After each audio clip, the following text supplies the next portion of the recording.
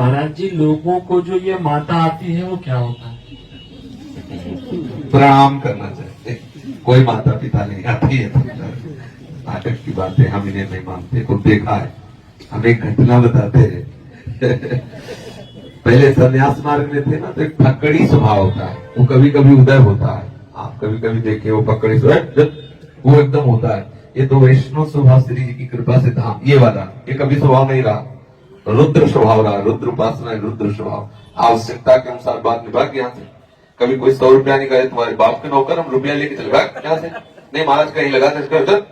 तो 2-4 महात्मा संग थे, तो एक गांव का आदमी जो है कुछ पेड़ा वेड़ा पवाया संतों को, फिर कहा महाराज हम बहुत दुखी हैं। क्या? बोले हमारी पत्नी को देवी आती है और अंतरे दिन मतलब हमें बहुत परेशानी होती है, नारियल न जाने क्या क्या, और सब गाँव के लोग। अब हम क्या करें, पैर छू छू के परेशान हो, देवी जा नहीं रही।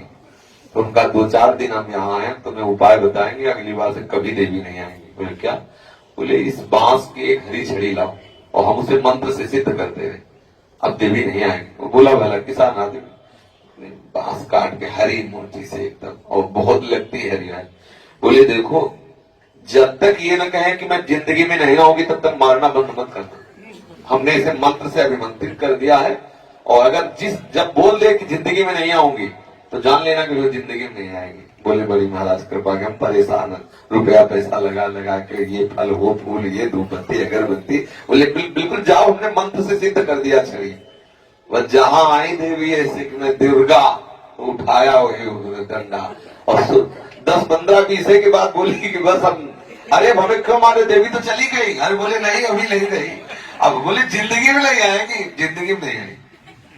अरे किसी के शरीर में दैवी शक्ति का प्रभाव आएगा और वो झेल पाए?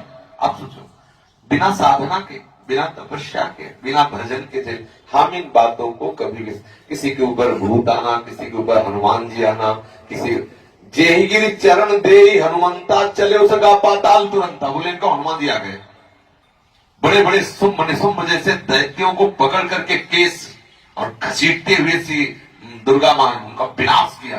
ऐसी शक्ति तुम्हारे पास शरीर में आ जाएगी, तुम संभल पाओगे? वो संभालोगे? या तो इस कोटि की साधना हुई हो तो भाई समझ में आवे कुछ की आओ झेल पाए। 0 वाट का पावर का बल्ब 11,000 वाट की बिजली कहां झेल सकता है? हम इन बातों पर विश्वास नहीं, वहां नहीं थे। तो कुछ ऐसी भ्रांतियां हैं जो जीवों को परेशान किए हुए हैं। हम प्रभु के अंश हैं, सच्चिदानंद प्रभु का ही सारा विलास है। हम भगवत भजन करें तो सब ठीक बात हो जाएगी, नहीं तो भ्रमित होता रहता है। उनको माता जी आती हैं तो उनको भूत जी आते हैं, तो किसी को हनुमान जी आते हैं। और भैया हम आने जाने वालों से ज्यादा प्रेम करते हैं, हम तो स्थायी रहने वालों से प्रेम करते हैं। प्रियालाल के चरणारविंद का प्रेम करो और वो हृदय में आएंगे तो शीतलता आ जाएगी। ये सब ऐसा नहीं, हमारी मान्यता पर मोहर नहीं लगाएंगे कि किसी के माथे पे दुर्गा देवी आ जाती है, किसी के सिर पर हनुमान जी आ जाते हैं। ये हम बात नहीं मानते। जैसे महाराज जी हमारे यहाँ पर ना जहारी बाबा की कुल देवता है हमारे ससुराल में, तो वहाँ पे ना सिगरेट का भोग लगाते हैं। कहीं कहीं बोतल का भी लगता है। तो लगाना चाहिए जैसे हमारे पियो को पियो। अरे पागल के सिगरेट और शराब के भोग लगते, पागल। ये सब आसुरी प्रवृत्ति, राक्षसी भाव, ये सब। कहीं तो बुकरे का भी बलि का चढ़ाते ना, बकरा, कहीं भैंसे का चढ़ाते, ये सब इतना घोर निंदनीय। अरे माँ है, माँ वो माँ शराब पिएगी, माँ सिगरेट पिएगी, माँ मांस खाएगी, माँ अपने बच्चे को खाएगी।